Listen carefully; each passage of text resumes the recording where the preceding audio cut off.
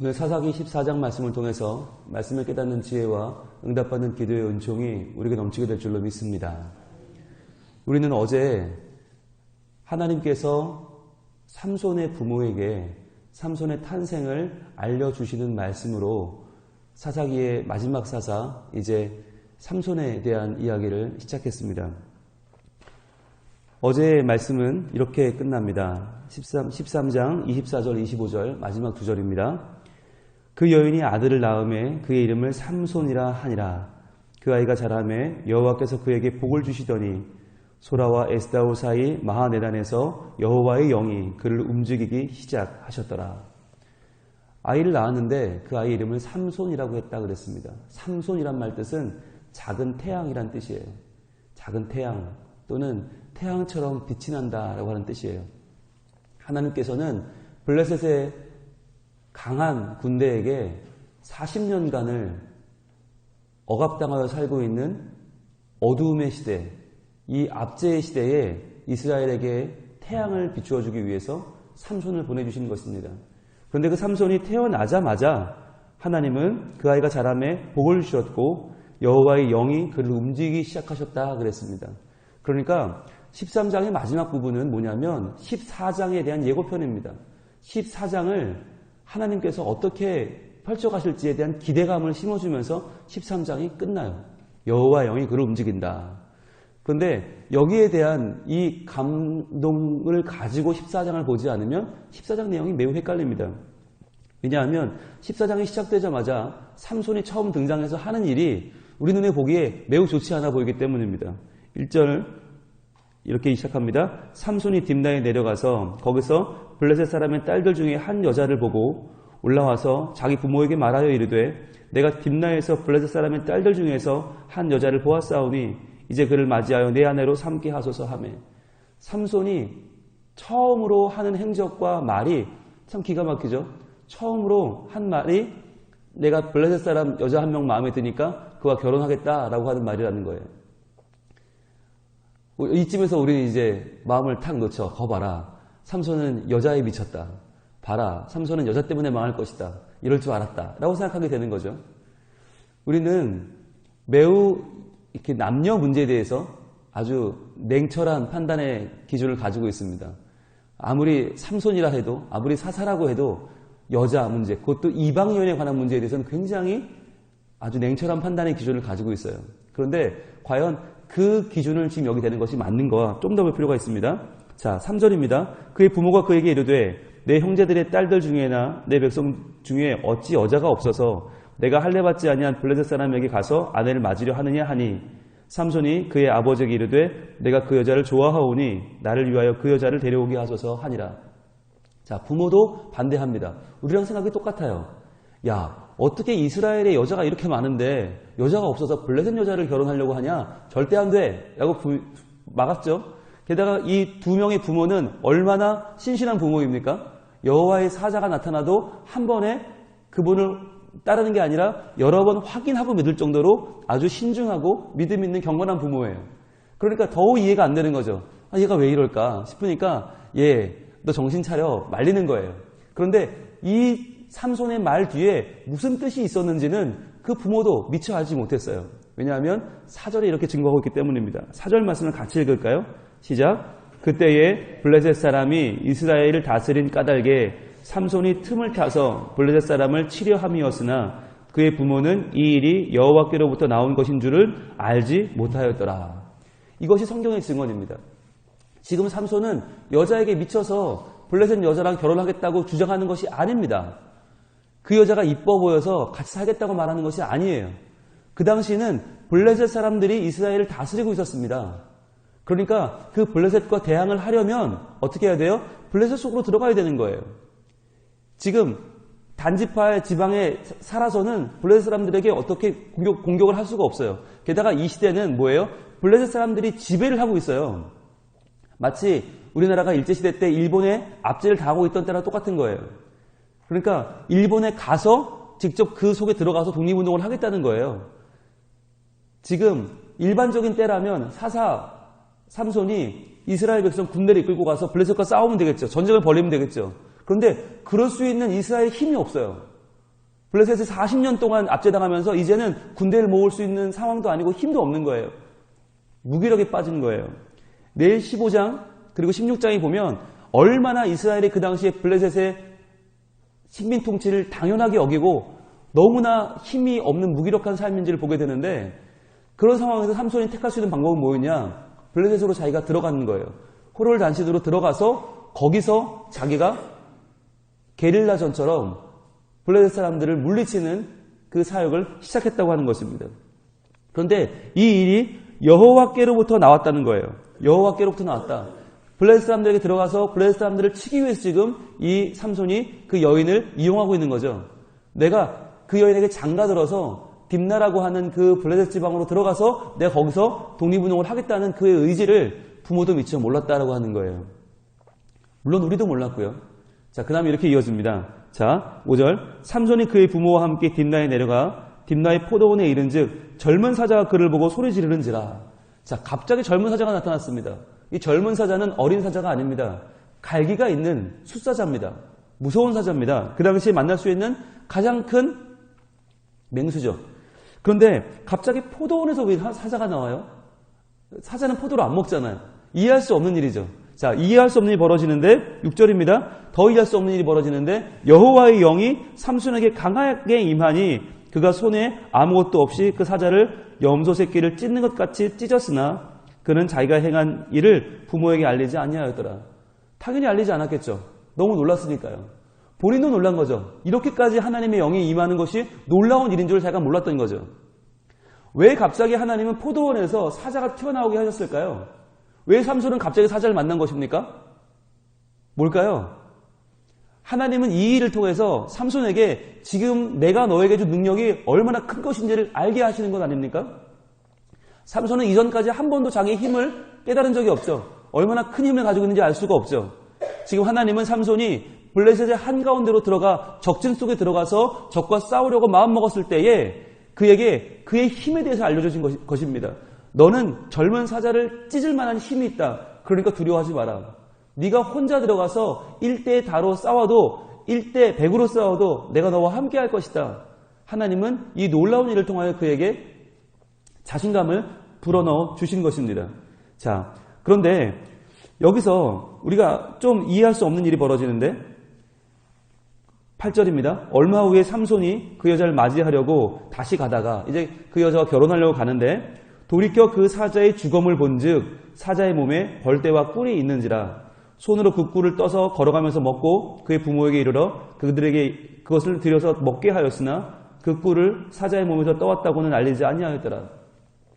자, 중동 지방은 굉장히 건조한 지방입니다. 그러니까 사자가 죽었는데 그 사자의 시체가 금방 바짝 마른 거예요. 그 바짝 마른 사자의 시체 속에 벌들이 벌집을 만들어 놓은 겁니다. 거기 꿀이 있었겠죠. 구약시대의 꿀은 굉장히 귀한 음식입니다. 그러니까 그 꿀을 취해서 먹은 거예요. 그런데 너무너무 맛이 있으니까 그것을 부모님께도 갖다 드린 것입니다. 자, 우리는 이 일도 거봐 삼손 그럴 줄 알았어. 나실인이 시체 가까이 하면 돼? 절대 안 되지. 지금 무슨 짓을 하는 거야? 라고 쉽게 삼손을 비웃습니다. 비난합니다. 그러나 그럴 일이 아닌 것입니다.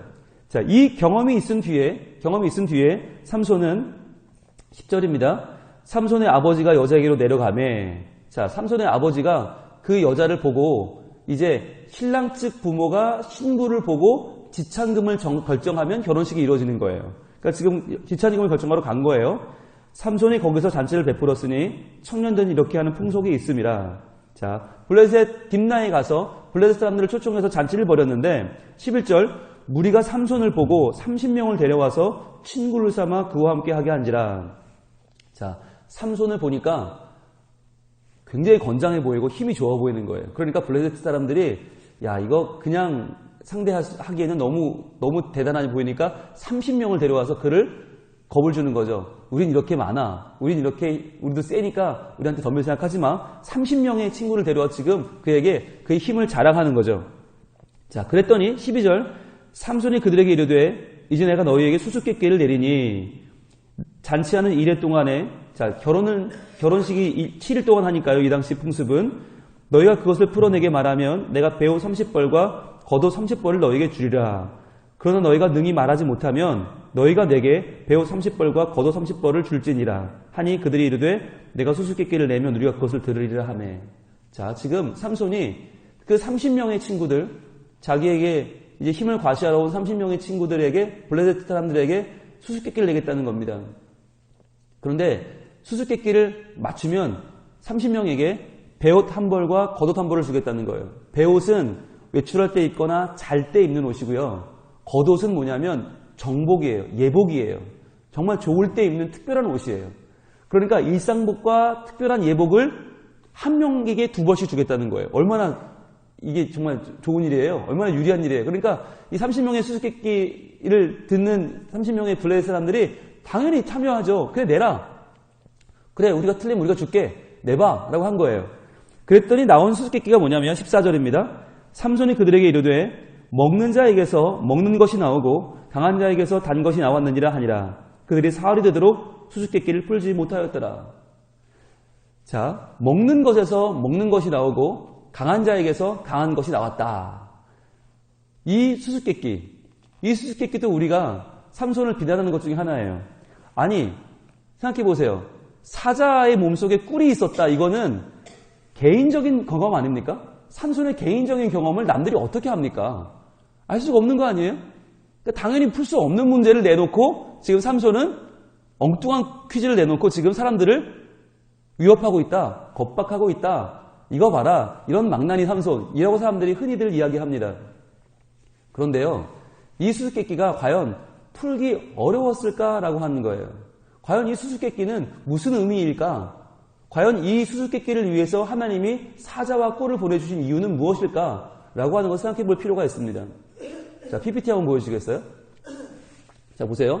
먹는 자에게서 먹는 것이 나오고 강한 자에게서 단 것이 나왔다. 이것을 옆으로 써놓으면 어렵죠? 힘들죠? 이게 무슨 소리야? 먹는 자에게서 먹는 게 나와? 강한 자에서 단 것이 나와? 어렵죠? 그런데 이스라엘 사람들, 그 다음에 중동 사람들의 수수께끼는 언어 유희입니다. 그러니까 가로로만 풀 것이 아니라 세로로도 풀 수가 있어요.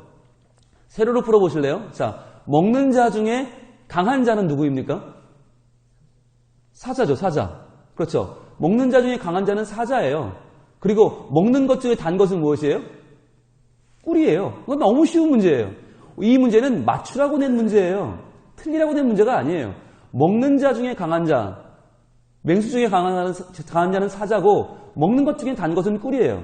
그런데 여기서 끝나는 게 아니라 이 문제를 맞추라고 낸 이유가 뭐냐는 거예요. 결국 이들이 이 문제를 맞추거든요.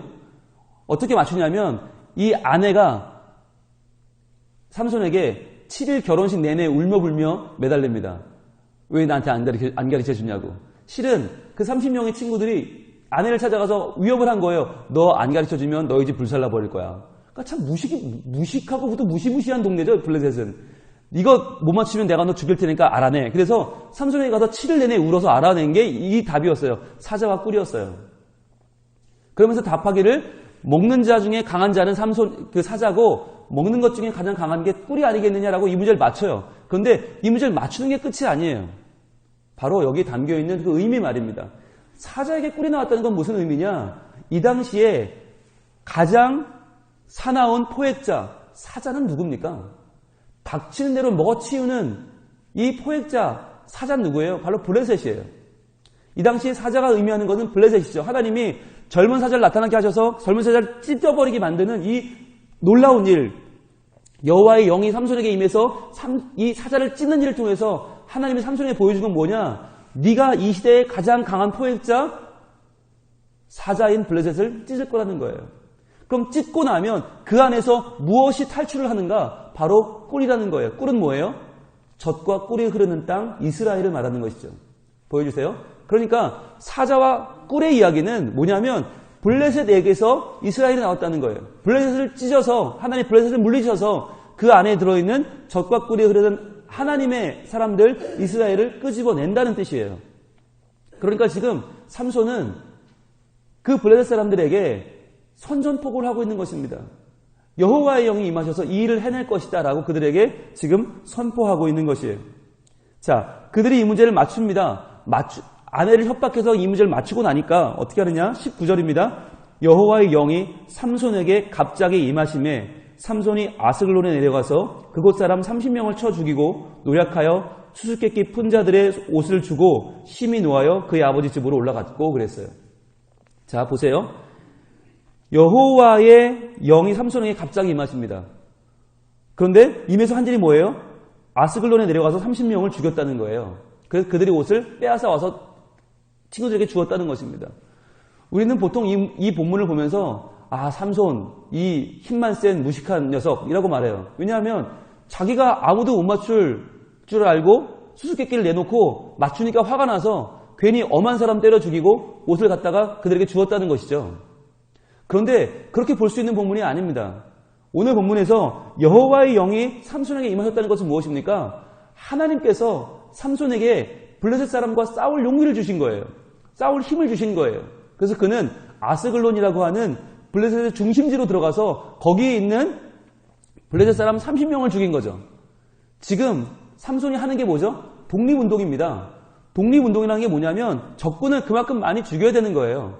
적을 죽여야 우리가 사는 거예요. 그러니까 삼손은 블레셋 사람 30명을 죽일 명분을 얻은 것이죠. 왜냐하면 30명에게 옷을 줘야 되니까요. 그들이 수수께끼를 맞췄으니까요. 그것도 정당한 방법이 아닌 자기 아내를 위협해서 부당한 방법으로 알아냈기 때문에 삼손은 화가 나서 아스글론으로 가서 30명을 죽이고 옷을 가져다가 30명의 친구들에게 줍니다.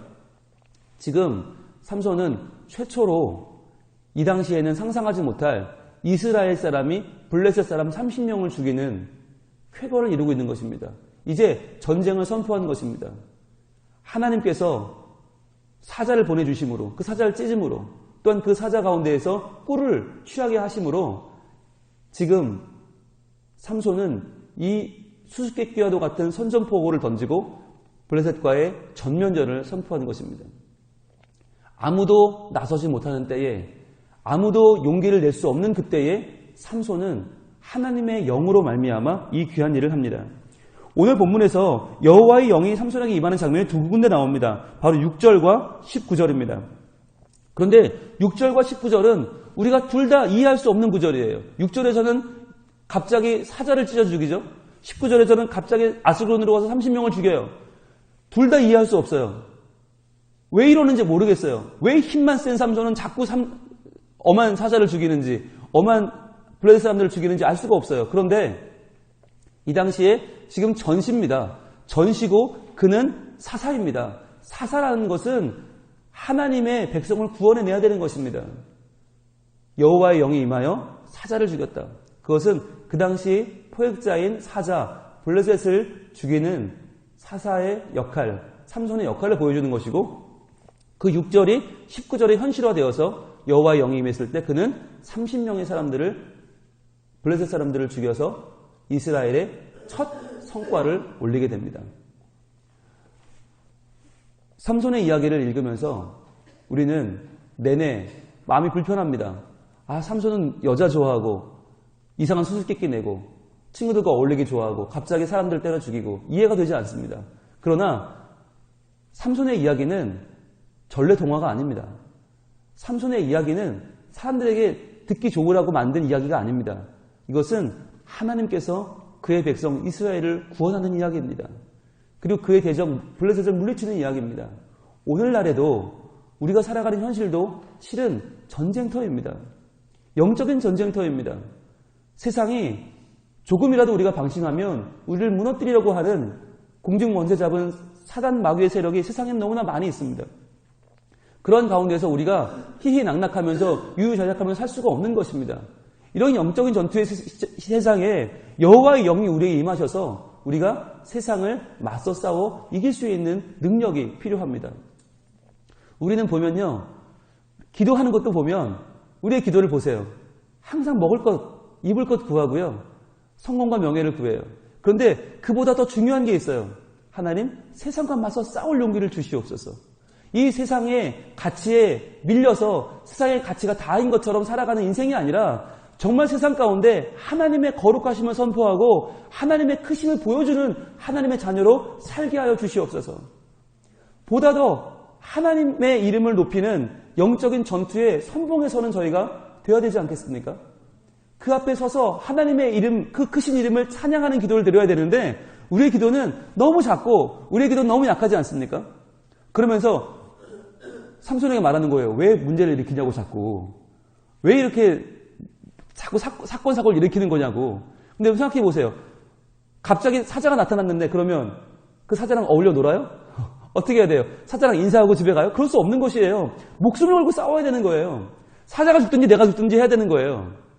그런데 하나님이 여호와의 영을 부어주셔서 성령 충만하여 그 사자를 이겼다고 하는 것입니다. 블레셋 사람도 마찬가지고요. 지금 우리도 영적인 전투를 하고 있습니다. 과연 어떻게 살아야 할 것인가? 세상과 어울려 놀 것인가? 세상과 적당히 타협하고 어울려 놀면서 우리의 시간을 허비하면서 하나님의 이름이 땅에 떨어진 것을 볼 것인가? 아니면 하나님 편에 서서 세상 가운데 타협하지 않고 하나님의 거룩하심을 선포할 것인가를 결정해야 하는 것입니다. 그 능력은 바로 여호와의 영이 임하시는 것입니다. 하나님, 오늘도 여호와의 영이 임하는 삶을 살아 그분을 힘입어, 성령님을 힘입어 우리에게 덤벼드는 이 세상의 세력들과 당당히 맞서 싸우는 힘과 능력을 주시옵소서. 그럴 수 있는 믿음을 주시옵소서.